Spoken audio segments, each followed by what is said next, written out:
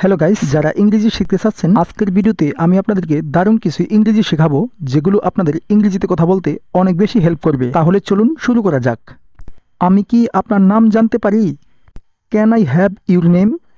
Can I have your name? অথবা may I know your name?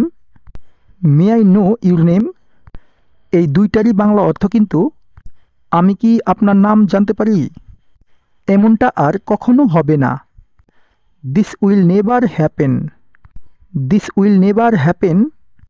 অথবা it will never happen again. It will never happen again. অর্থ এমনটা আর কখনো হবে না। মনে হয় না। I suppose not.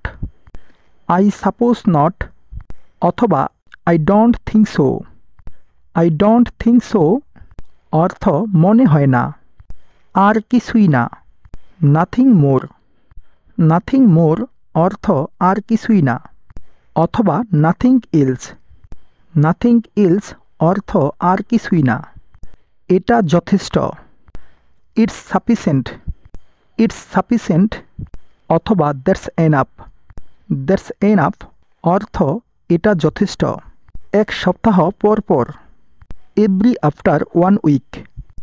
Every after 1 week অথবা এভরি 1 উইক অর্থ এক সপ্তাহ পর পর। তুমি তোমার সমস্যা আমার কাছে বলতে পারো। You can share with me your problem.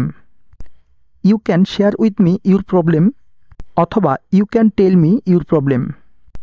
You can tell me your problem অর্থ তুমি তোমার সমস্যা আমার কাছে বলতে পারো। আমাকে কষ্ট দিও না।